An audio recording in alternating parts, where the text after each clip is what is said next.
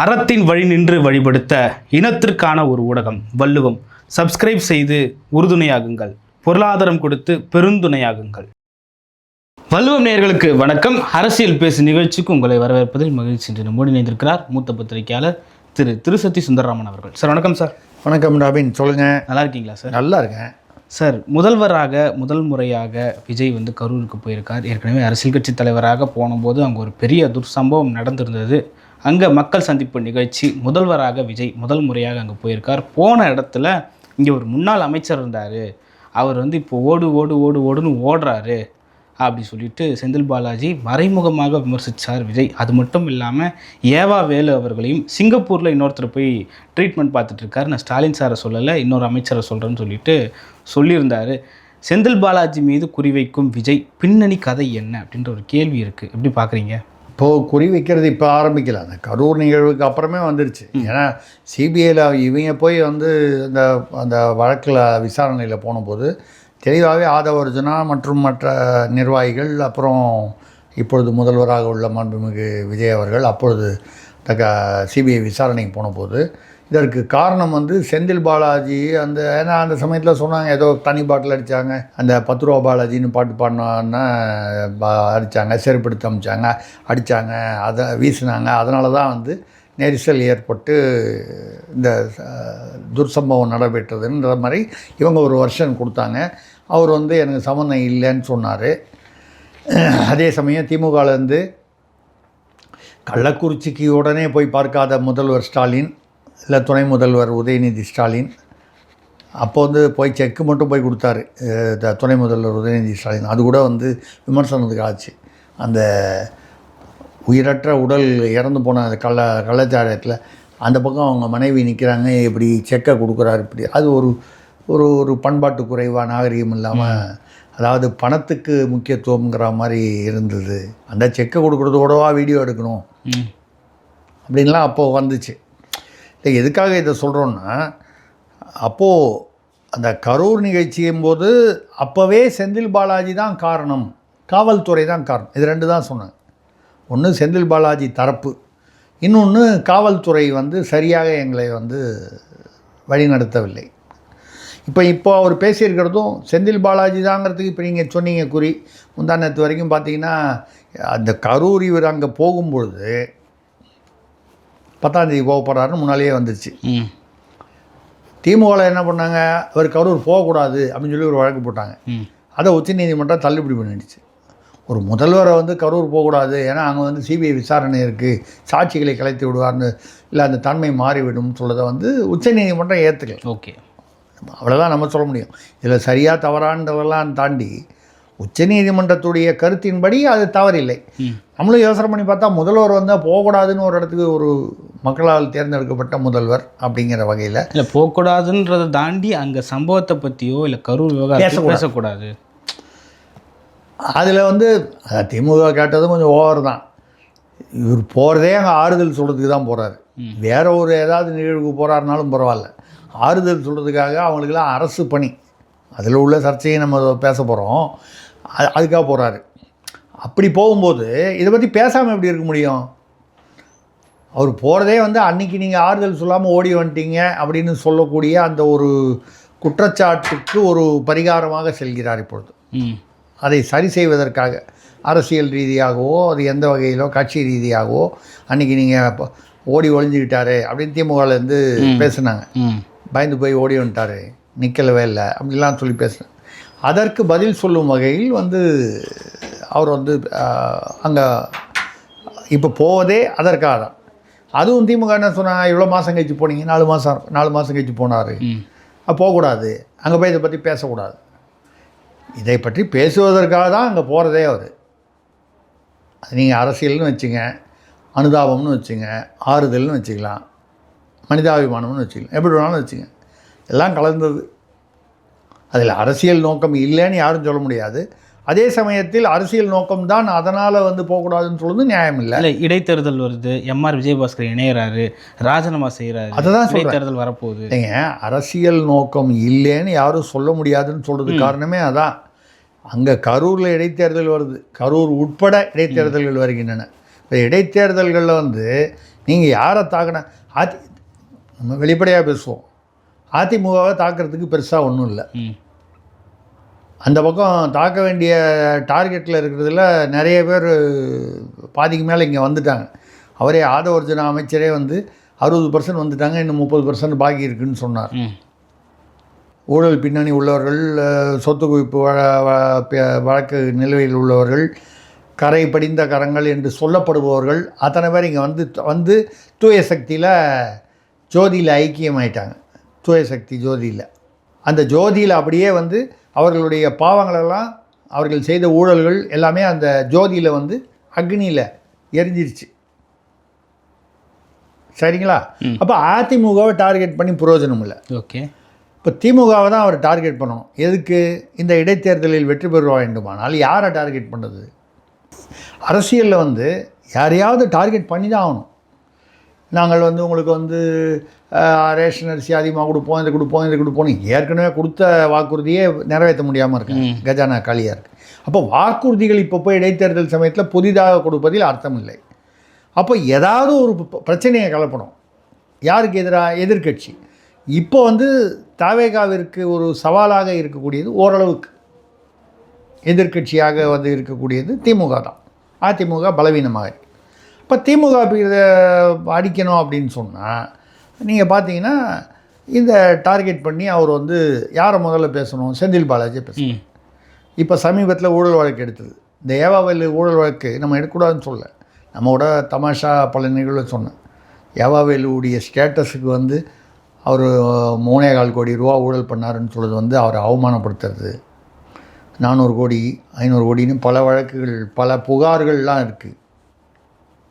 ஆயிரக்கணக்கான கோடிகள் அவர் பேரில் புகார்கள்லாம் இருக்கும்போது அவரை போய், அதாவது ஏதோ சொல்லுவாங்க, இமயமலையை போய் நீங்கள் பரங்கி மலைன்னு சொன்னால் அவருடைய ஊழல், அவர் சொத்து குவிப்பு, அவர் மீது உள்ள புகார்களை வைத்து சொல்கிறோம்.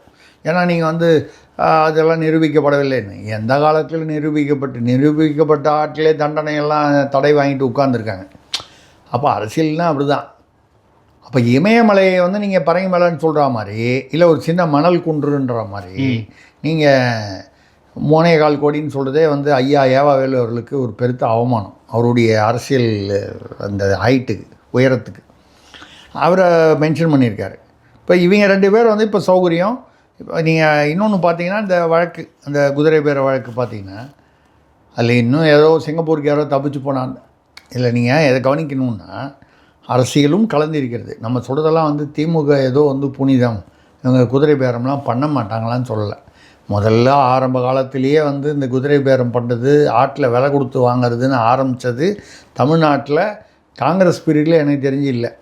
அதாவது காமராஜர், பக்தவத்சலம் இவங்கெல்லாம் இருந்த பீரியட்லலாம் இல்லை, அதுக்கப்புறம் வந்தது தான். அப்படின்னா அந்த திராவிட அதை ஆரம்பித்து வச்சது திமுக தான். அப்படிப்பட்ட அந்த குதிரை பேரத்தை இப்போ வந்து கரெக்டாக அவர் கரூர் போகிறதுக்கு முன்னால் அந்த வழக்கை கொண்டு செந்தில் பாலாஜியை கைது பண்ணணுங்கிற அளவுக்கு கொண்டு போனதுக்கு காரணம், இந்த கரூர் இவர் போகும்போது மக்களுடைய அனுதாபம் இவர் மீது, முதல்வர் மீதும் தவேகா மீதும் திரும்ப வேண்டும். மக்களுடைய வெறுப்பும் கோபமும் திமுக மீதும் செந்தில் பாலாஜி உள்ளானவர்கள் மீது போக வேண்டும். இதில் அரசியல் நோக்கம் இருக்கிறதா என்றால் நிச்சயமாக இருக்கிறது. அதே சமயத்தில் அரசியல் நோக்கம் மட்டும்தான் இருக்கிறதா என்னால் நீங்கள் இப்படி நினச்சி பார்க்கலாம். இடைத்தேர்தலுக்கு அப்புறம் கூட போகலாமே, 4 மாதமாக போகல. நீங்கள் முதல்ல அங்கே இதும்போது போயிருக்கலாம், நிகழ்வு சம்பவம் நடந்த உடனே ஆறுதல் சொல்கிறதுக்கு ஆஸ்பத்திரிக்கு போயிருக்கலாம். அங்கே ஏர்போர்ட்டில், இங்கே வந்து ஏர்போர்ட்லலாம் வந்து அறிக்கை கொடுத்துருக்கலாம். 1.5 மாதம் பொறுத்து தான் கிட்டத்தட்ட வீடியோ மட்டும் சோகமாக வீட்டில் இருந்தபடியே கொடுத்தாரு. சரி, ஆட்சிக்கு வந்தார். ஆட்சிக்கு வந்த உடனே வந்து 2 மாதம் ஆச்சு, 60 நாள் ஆயிடுச்சு. இல்லை, மே 10 60 கிட்டத்தட்ட இப்போ 60 நாள் ஆயிடுச்சு. 60 நாள். இந்த 60 நாள் ஏன் வந்த முதல் வாரத்திலேயே கூட கரூர் மக்களுக்கு என்னுடைய ஆறுதலை தெரிவிக்கணும் அப்படின்னு சொல்லி போயிருக்கலாம். இன்றைக்கி உள்ள அதே முதல்வருக்கு உண்டான பாதுகாப்பு தானே அன்றைக்கும். அது கூட நேற்று கூட பார்த்தீங்கன்னா ஒரு ஷெட்டு போடும்போது முதல்வர் வருகைக்காக போட்ட ஷெட்டு ஒன்று வந்து அப்படியே அது சரிஞ்சு விழுந்து ஒரு 5 பேர், அதாவது மயிரடியில் உயிர் தப்பினார்கள். ஒரு வகையில் அதுவும் பாதுகாப்பு குறைபாடு தான். முதல்வருக்கும் பாதுகாப்பு குறைபாடு, இதே மாதிரி அங்கே உள்ள குழுமக்கூடிய மக்களுக்கும். அது ஏதோ ஒரு மைதானத்தில் வச்சுருக்காங்க. ஏதோ ஒரு பேர் என்னமோ சொன்னாங்க, தொப்பூர் என்னமோ சொன்னாங்க, ஏதோ ஒரு ஊர் பக்கத்தில் அங்கே அது மைதானம். அதாவது போன தடவை மாதிரி ஒரு நெரிசலான பகுதியாக இல்லாமல் ஒரு பரந்த மைதானம், அதெல்லாம் சரி. ஆனால் இது இடைத்தேர்தலை மனதில் வைத்து, அரசியலை மனதில் வைத்து இடைத்தேர்தலில் வெற்றி பெற்றால் தான் இவங்களுக்கு எண்ணிக்கை வரும்.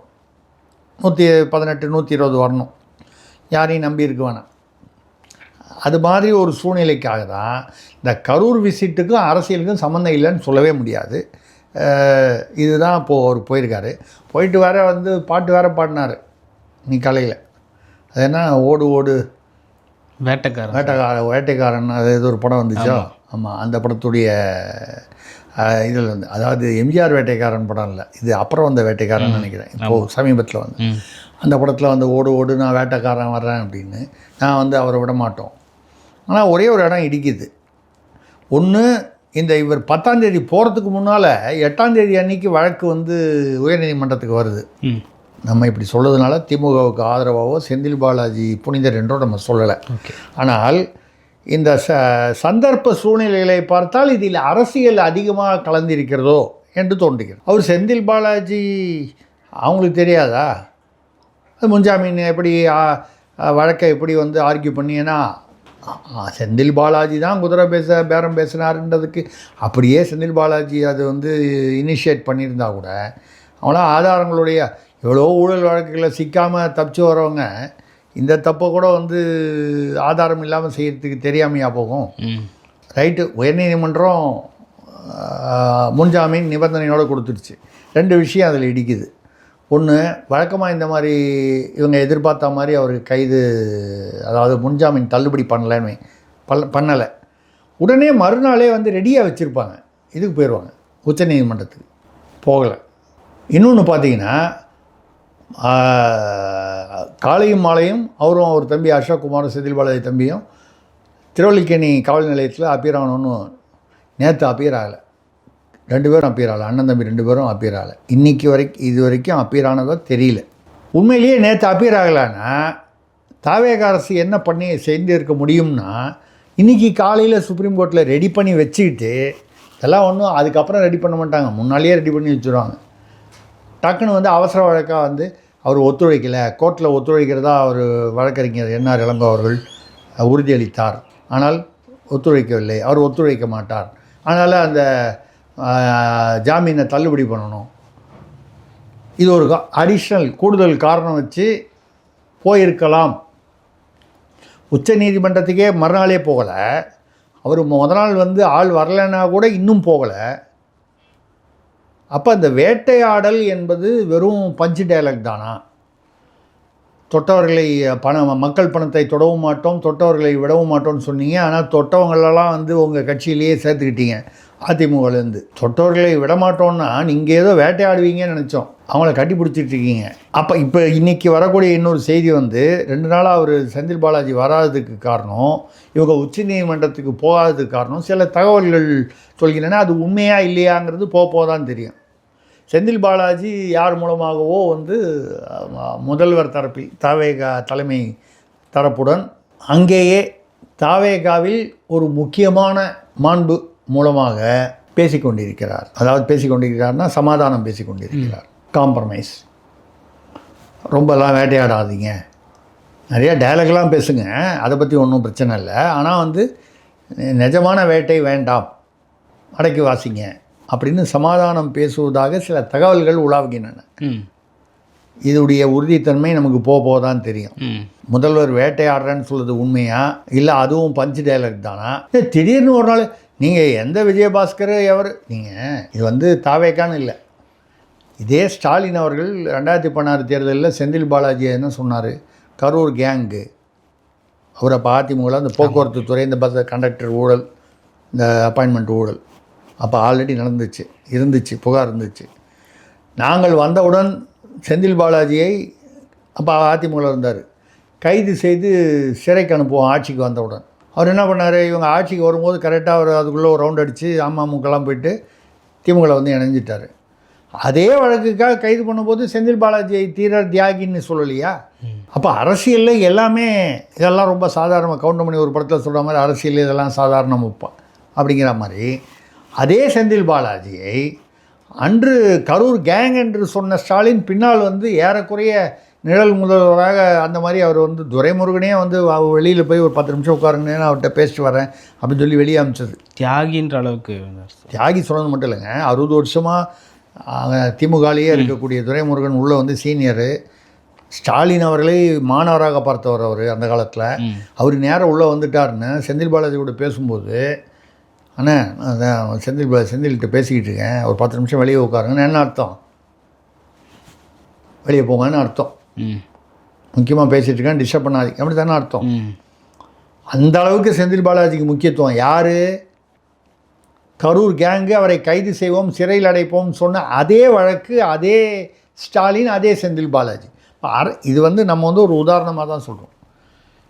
இப்போ இந்த சமாதானம்னு வரும்போது, சார் அது எப்படி சார் சமாதானமாக போவாங்க? சிபிஐ விசாரணை இருக்குது சார். நாளைக்கு சிபிஐ விசாரணை இப்படியும் இல்லாமல் அப்படியும் இல்லாமல் வருது அறிக்கை. ஸ்டெர்லைட்டில் எப்படி வந்துச்சு அறிக்கை? 13 அதிமுக காலத்தில் காவல்துறை அதிகாரிகள்லாம் தவறு, யார் மீது தவறு தான் அது. வரவங்களாம் அவன் வந்து வேணுன்ட்டே கலவரம் பண்ணதாக வந்தால் கூட ஒரு வேன் மேலே படுத்துக்கிட்டு ஒரு ஏட்டு ஒருத்தன் வந்து டப்பு வர ஆளாக வந்து சுட்டுறான் அப்படின்னா தப்பு தான் அது. அதை கையாண்டு இருக்கும் முறை தவறு, சுட்டது தவறு. கலவரம் செய்ய வந்தால் அதை வேறு விதமாக தடுத்துருக்கும். திமுக ஆட்சிக்கு வந்ததுக்கப்புறம் என்ன பண்ணுச்சு? அதே யாரெல்லாம் வந்து தண்டனை பெறணும்னு இந்த அருணா ஜெகதீசன் அவங்க ஆணையம் வந்து சொல்லிச்சோ அவங்களுக்கெல்லாம் தண்டனை கொடுக்கல, பதவி உயர்வு கொடுத்தது வேறு காரணங்களுக்காக. அப்போவே உங்களுக்கு புரியணும், இவங்க அங்கே இருக்கும்போது ஒன்று பேசுவாங்க, எதிர்கட்சியாக இருக்கும்போது உள்ளே வந்ததுக்கப்புறம் காரணங்கள் வேறுபடலாம், ஆனால் வந்து மாற்றிக்குவாங்க. இதே மாதிரி தான் இன்றைக்கி நம்ம அந்த நிலைமையில் இருக்கோம். நாளைக்கு சிபிஐ வந்து செந்தில் பாலாஜி மீது நேரடியாக குற்றம் நிரூபணமாகவில்லை. விஜய் அவர்களும் வந்து கவனக்குறைவுன்னு சொல்லலாமே தவிர குற்றம் எதுவும் செய்யவில்லை. எப்படி ஒரு வழவழான்னு ஒரு அப்படி சொல்லுமா நம்ம சொல்லலை, அப்படி வரலாம். ஏன்னு கேட்டால் இதெல்லாம் ரொம்ப கஷ்டம். குற்றம் என்றால் ஆதாரங்களுடன் நிரூபிக்க வேண்டும், விஜய் தரப்பிலும் சரி செந்தில் பாலாஜி தரப்பிலும். அப்படி இல்லைன்னா அது ஒரு 2 கட்டான தான் ஒரு ரிப்போர்ட்டு தான் வர முடியும். அப்படி வந்ததுக்கப்புறம் இன்றைக்கி அந்த பக்கம் ஊழல்னு சொன்ன விஜயபாஸ்கர்கள் இவங்கெல்லாம் இங்கே வரலாம், வந்து இங்கே சேர்ந்துடலாம். வைகோ வந்து திமுக வந்து ஊழல் கல்லறையில் கூட அங்கே சேர மாட்டேன்னு சொன்னவர் அப்புறம் போய் ஸ்டாலின் தான் உலகில் சிறந்த முதல்வர்னு சொல்லிட்டு மறுபடியும் இப்போ வந்து இந்த பக்கம் திருப்பி வந்துட்டு திமுக என்பது ஊழல் பெருச்சாளி மாற்றி பேசலாம். ஸோ இதெல்லாம் அரசியல் வரும்போது செந்தில் பாலாஜி சமாதான தூது விடுகிறார் என்பது பெரிய அதிர்ச்சி. இது நடக்கவே நடக்காது அப்படின்னு நான் நம்பலை சார். நீங்கள் சொல்கிறதெல்லாம் பார்த்தா செந்தில் பாலாஜி தாவேக்காவில் இணைய போகிறாரான்ற மாதிரி செய்திகளாக இருக்கே சார். இல்லை, நான் வந்து இணைய போகிறாருன்னு நான் சொல்லலை. இணைந்தால் எனக்கு அதிர்ச்சியாக இருக்காதுன்னு சொல்கிறேன். தமிழ்நாடு அரசியல் நமக்கு பழகினதுனால எந்த கரூர் கேங் செந்தில் பாலாஜின்னு சொன்னவர் வந்து தீர தியாகியானாரா இல்லையாங்க? எந்த வைகோ வந்து கொலைகார கருணாநிதின்னு சொன்னாரோ அங்கே போய் வந்து கருணாநிதி கடைசியில் என்கிட்ட வந்து என் பிள்ளையை காப்பாற்றணும்னு சொல்லி சத்தியம் வாங்கிட்டாருனார். இப்போ அந்த சத்தியம் என்னாச்சு? உங்களுக்கு வந்து இந்த ஆவி அதிலெல்லாம் நம்பிக்கை இருந்தால் இன்றைக்கி உண்மையிலேயே கருணாநிதி கலைஞர் சமாதியிலேருந்து எழுந்து வந்து வைகோ கழுத்தை பிடிக்கணும். நான் எங்கேயா அவங்ககிட்ட சத்தியம் கேட்டேன், ரெண்டாவது அப்படியே சத்தியம் பண்ணால் கூட இப்போ இப்படியா சத்தியத்தை மீறினேன்னு கேட்கணும்.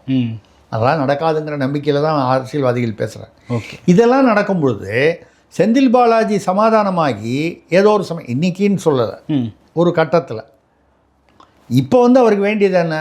கொஞ்சம் இந்த வேட்டையை சும்மா ஒரு விளையாட்டுக்காக வேட்டையாடுங்கள். வேட்டையாடு வீரமாக நடைபோடு.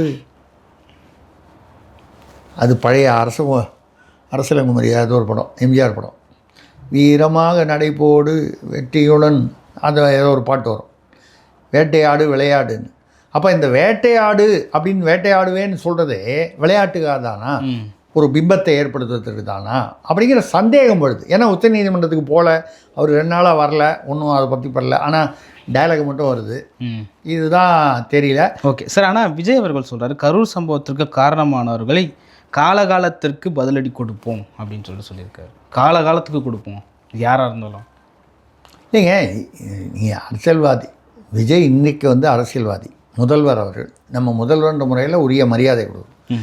அதே சமயத்தில் எந்த கட்சியாக இருந்தாலும் நம்ம வந்து இதில் கட்சி பேதம் பார்த்து சொல்ல, அரசியல்வாதி தமிழ்நாட்டில் குறிப்பாக எப்படி ஏங்க நாங்கள் அரசியலுக்கே வரமாட்டேன்னு உதயநிதி ஸ்டாலின் சொன்னார், என் குடும்பத்தில் வரமாட்டேன்னு ஸ்டாலின் சொன்னார்.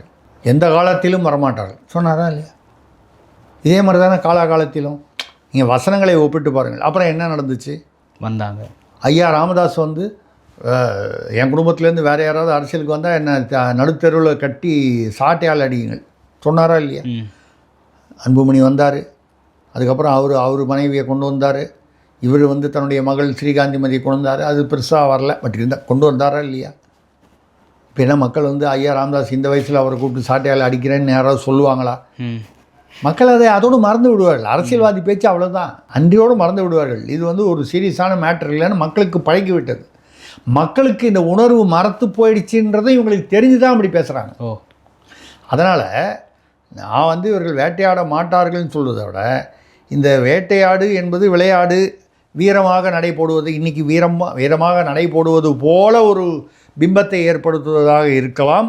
சமாதானம் ஏற்பட்டால் ஆச்சரியப்படுவதற்கு ஒன்றும் இல்லைன்னு தான் நம்ம சொல்கிறோம். சமாதானம் ஏற்பட்டுடுச்சு, நாளைக்கே தாவேக்காக்கு வந்துடுவார் அப்படிலாம் நம்ம சொல்லலை. அது இல்லை நம்மளோட. இவங்கெல்லாம் இந்த அரசியல்வாதிகள் பேச்சுகளை நம்ம வந்து ஓரளவுக்கு தான் நம்பணும். அதை தாண்டி சூழ்நிலை மாறுபட்டால் எப்படி வேணாலும் மாற்றிப்பாங்க. விஜய் அதற்கு விதிவிலக்காக இருப்பாரா என்பதை அவர் சொல்லும் அந்த காலம்தான் பதில் சொல்லும். ஓகே, அதே போல் காவல்துறை தான் இது எல்லாத்துக்குமே காரணம். திருச்சியில் வந்து கூட்டத்தை முடிச்சுட்டு பெரம்பலூர் போகிறப்போ போகாதீங்க, அங்கே சூழ்நிலை சரியில்லைன்னு சொன்னாங்க, நாங்கள் போகாமல் வீட்டுக்கு போயிட்டோம். அதே போல் கரூர்லேயும் அவங்க சொல்லி நிறுத்திருக்க முடியும். காவல்துறை நினச்சா ஒரு மீட்டிங்கை கேன்சல் பண்ணுறதுக்கான ரைட்ஸ் அவங்களுக்கு இருக்குது. ஆனால் அவங்க உள்ளே வாங்கன்னு வரவேற்று இந்த மாதிரி பண்ணிட்டாங்கன்னு சொல்லிட்டு மொத்த பழியும் காவல்துறை மேலே போட்டிருக்காரு விஜய். இப்போ நான் சொல்கிறது உங்களுக்கு இது வரைக்கும் கஷ்டப்பட்டு தொண்டை தண்ணி வற்றி உங்களுக்கு பேசினேன்னா நீங்களே அதுக்கு பதில் சொல்லிட்டீங்க. இப்போ அவர் எங்கே வந்து பழியை மொத்தமாக தூக்கி போடுறாரு? காவல்துறை மேலே. காவல்துறைன்னா யார்? ஏன் ஸ்டாலின் அவர்களை சொல்லவில்லை, அவர் சிங்கப்பூருக்கு போயிருக்காரு, எங்கேயோ வெளிநாடு போயிருக்காரு, அவரை சொல்லலைன்ட்டார். அவர் பேரில் மிகுந்த மரியாதை இருக்குதுன்னு சொல்லிட்டார். பாக்கி பேர் பேரெல்லாம் மரியாதை இல்லை போல இருக்குது, அது தெரியல நமக்கு. அவர் சொல்கிறதோட அர்த்தம்லாம் நமக்கு எதுக்கு?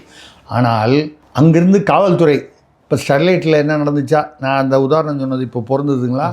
காவல்துறைனா இப்போ என்ன மிஞ்சி போனால் வரும், ஒரு குறிப்பிட்ட அதிகாரிகள் 4 பேரோ 6 பேரோ 8 பேரோ இவங்க தான் இது காரணம், இவங்க சரியாக சொல்லலை, ஒரு டிஐஜி லெவலில் சொல்லலை, டிஎஸ்பி லெவலில் சொல்லலை, இப்படின்னு அது வந்து நீர்த்து போய் அது கொஞ்ச நாள் அப்படியே போட்டு வச்சு அதுக்கப்புறம் அவங்கள ஆயுதப்படைக்கு மாற்றுவாங்க, அவங்க வேறு எங்கேயோ டம்மி போஸ்டிங் மாற்றுவாங்க. 6 மாதம் பொறுத்து பழையபடி அவங்க போஸ்டிங் ஏதோ ஒரு இன்ஃப்ளூயன்ஸ் பண்ணி வாங்கிட்டு இப்படி தானே நடக்குது. நான் சொல்கிறது வந்து தாவேகால இப்படி நடக்கும் அப்படின்றது மட்டும் இல்லை, திமுக ஆட்சியிலையும் இப்படி தான் நடந்தது, தாவேகா ஆட்சியிலும் இப்படி தான் நடக்கும் என்பது என்னுடைய எதிர்பார்ப்பு. என்னுடைய எதிர்பார்ப்புகள் இதுவரை வந்து நம்ம தமிழகத்துடைய அரசியல்வாதிகளுக்கு நான் நன்றி சொல்ல வேணும்.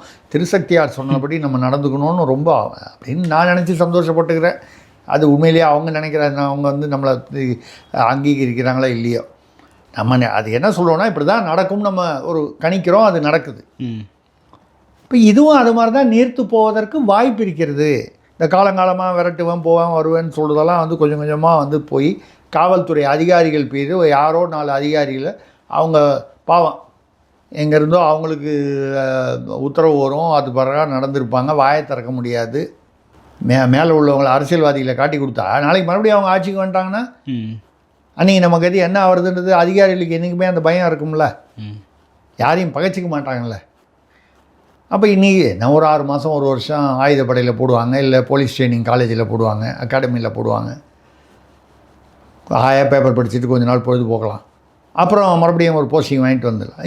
இதுதான் நடக்கிறதுக்கு வாய்ப்பு இருக்குது. இதில் இன்னொரு சர்ச்சையும் இருக்குது, 32 பேருக்கு அரசு வேலை கொடுத்தது. சார், அதில் வந்து நீதிமன்றத்தில் வழக்காக நாம் தமிழ் கட்சி போயிருந்தாங்க. அந்த வழக்கு மதுரை கிளையில் வந்து இன்றைக்கி காலையில் விசாரணைக்கு வந்தது. அந்த விசாரணையில் என்ன சொல்லியிருக்காங்கன்னா, தற்காலிகமாக அவர்களுக்கு அரசு வேலை கொடுங்க, நிரந்தரமாக வழங்கணுமான்றதை நீதிமன்றம் முடிவெடுக்கும்னு சொல்லிட்டு வழக்கை ஒத்தி வச்சுருக்காங்க சார். கரெக்டு. என்னை பொறுத்த வரைக்கும் நீதிமன்றம் சரியான பாதை இல்லைன்னு நம்ம சொல்ல முடியாது. அதாவது மக்களுடைய எதிர்பார்ப்புப்படி நீதிமன்றம் செயல்படுகிறது என்பது சற்று ஆறுதலை தருகிறது. ஏன் அப்படின்னு கேட்டிங்கன்னா, அன்றைக்கு வந்து அது அரசு விழா இல்லை, அது ஒரு கட்சியுடைய ரோட் ஷோ. இவரும் வந்து அன்றைக்கி வந்து முதல்வரோ எந்த பதவியிலையும் இல்லை, அரசு முறை விழா எதுவும் இல்லை. அப்படி இருக்கும் பொழுது ஒரு கட்சியுடைய, அதுவும் ஒரு நடிகரை பார்ப்பதற்கு, இல்லை நடிகர் கம் அரசியல்வாதி, அவரை பார்ப்பதற்காக ஆர்வ கோளாறில் குழந்தைகளை கூட்டு வரக்கூடாது முடிவு. இப்போ நம்மளே என்ன சொல்கிறோம், ஒரு ரொம்ப கும்பல் இருக்கிற இடம்னா வீட்டில் இருக்கிற பெண்கள்லாம் கும்பலாக இருக்குது போவேண்ணா, குழந்தைங்கள்லாம் மிஸ் ஆகிட போகுது பத்திரம். ஒரு இயல்பான ஒரு முன்னெச்சரிக்கை. அந்த முன்னெச்சரிக்கை, அந்த பொறுப்பு இல்லாமல் அப்படி சென்ற மக்களுடைய குற்றமும் அதில் கலந்திருக்கிறது. அந்த மக்களை மட்டும் குற்றம் சொல்லவில்லை, இந்த மக்களும் கவனமாக இருந்திருக்க வேண்டும். அப்படி ஒரு நடிகரை, ஒரு அரசியல்வாதியை, அவரை வந்து பிரபலமானவரை பார்ப்பதற்காக இந்த உயிரை வந்து பணயம் வைத்து அங்கே போகிறது வந்து தவிர்த்திருக்கலாம்.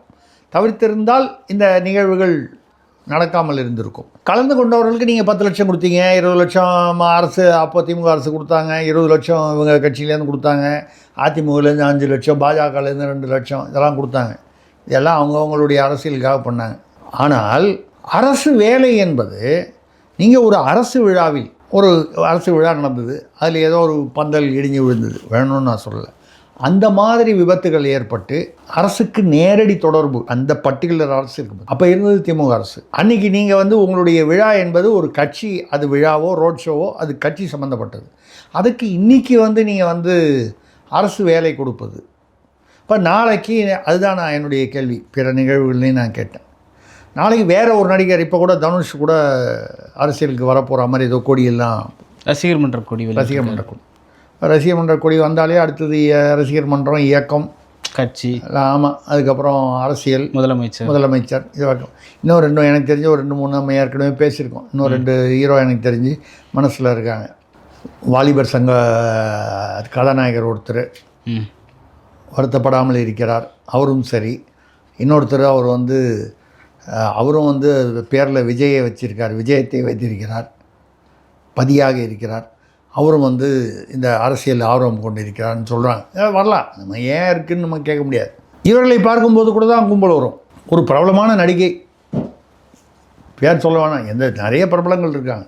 மக்கள் சாதாரணமாக நீங்கள் ஒரு துணி கடையில் வந்து திறந்து வைக்கிறாங்கன்னு சொல்லி ஒரு நடிகையை கூப்பிடுவாங்க. இத்தனைக்கும் வந்து ரொம்ப பிரபலமாக மார்க்கெட்டில் கூட இல்லாத நடிகையாக கூட இருப்பாங்க. ஆனால் நடிகைன்னு சொன்னீங்கன்னா அந்த துணி கடை வாசலில் ஒரு 5000 பேர் நின்று வேடிக்கை பார்ப்பாங்க. அதில் எவ்வளோ பேர் உள்ளே போய் துணி வாங்க போகிறான்னு தெரியாது. ஆனால் வேடிக்கை பார்க்குறதுக்கு ஒரு 5000 பேர் வருவாங்க. நடிகை, முன்னாள் நடிகை வருவாங்க, இன்னாள் நடிகையாக இருந்தால் இன்னும் கொஞ்சம் கூட்டம் வரும்.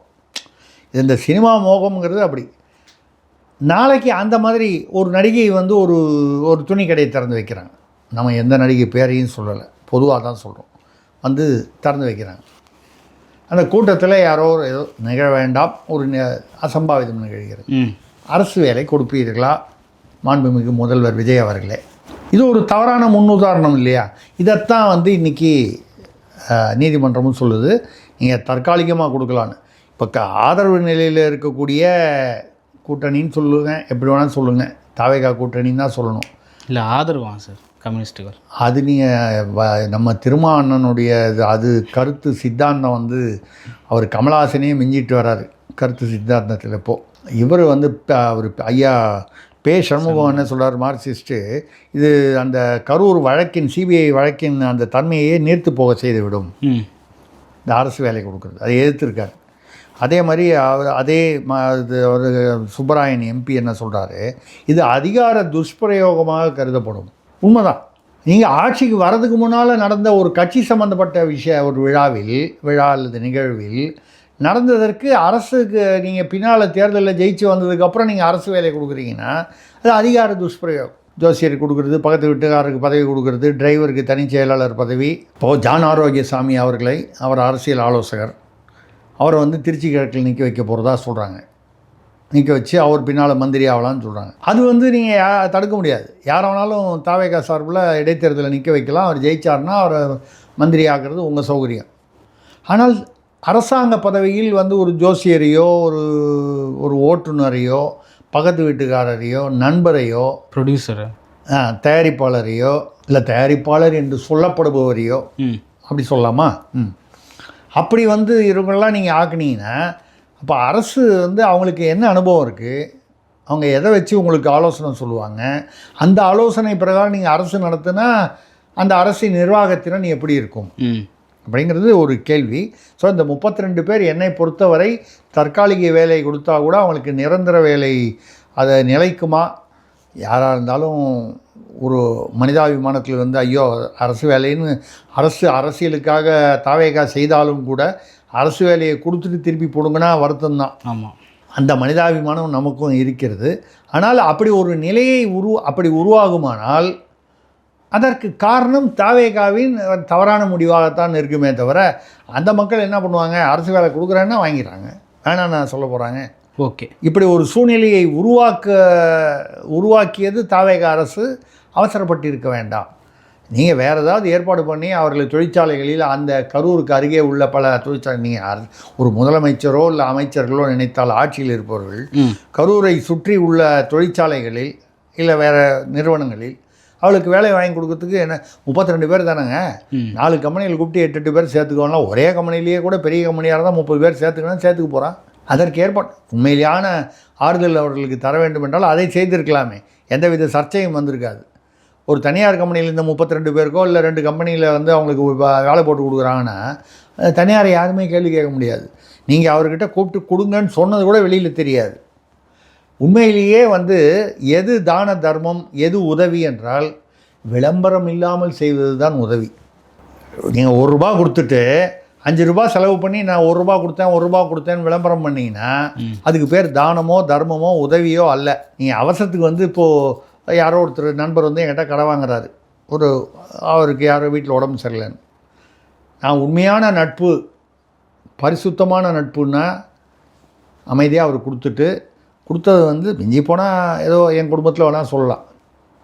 ஊர் பூரா போய் தெரியும்ல, ராபின்சன் வந்து என்கிட்ட தான் கேட்டார் கடை, ஏதோ யாருக்கு உடம்பு சரியில்லைன்னு. நான் தான் உடனடியாக ₹1000 கொடுத்தேன், ஜிபேயில் போட்டேன். அது இல்லைன்னா இன்றைக்கி அவர் ரொம்ப கஷ்டமாக இருக்கும் அவருக்கு. இன்னொரு 10 பேர்கிட்ட சொன்னால் அப்போ அந்த உதவியின் நோக்கமே வந்து களங்கப்பட்டு விடுகிறது. இது விஜய் அவர்கள், மாண்புமிகு முதல்வர் அவர்கள் இதை தவிர்த்திருக்க வேண்டும் என்பதுதான் நம்மளுடைய கருத்து.